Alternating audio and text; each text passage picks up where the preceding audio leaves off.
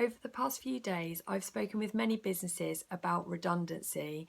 Even though the coronavirus job retention scheme has been extended, sadly, many businesses are deciding to reduce their staffing before the funding reduces at the end of July.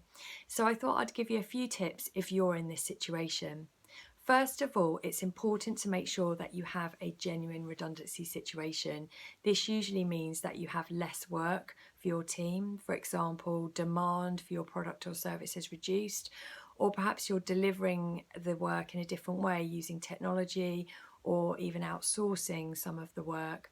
Alternatively, the skill sets that you need in your team may have changed. If you've pivoted your business, perhaps you need staff of different skills and experiences. It is tempting for businesses to construct a redundancy situation when in fact the real reason is performance related. Be wary of doing this and do take advice, as this can be risky. And there may be better approaches that will deal with that situation more appropriately.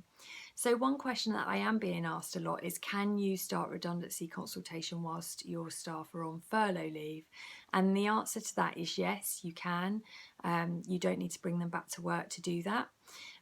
So if you're sure that your reduction in work will continue for the foreseeable future, then you can start the consultation with your team.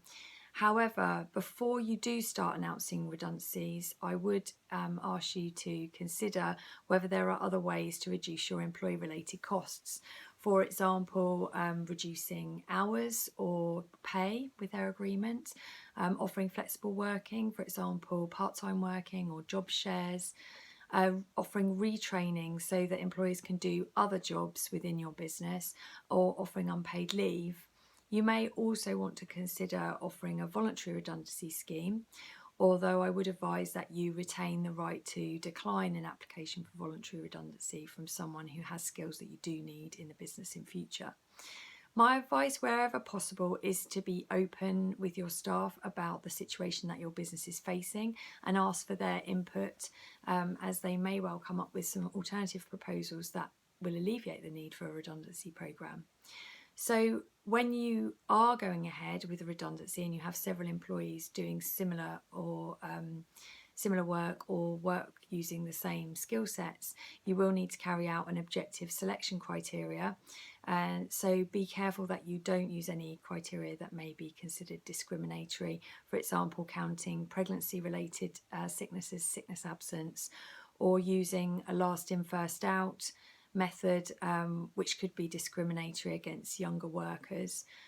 You do need to share that selection criteria with the team so they're aware on what basis they're being selected for redundancy, and carry out consultation with them on the whole process. That means giving them information about the situation and the proposed changes, allowing them to raise their concerns, make any comments, make suggestions, and for these suggestions to be considered and responded to by yourself.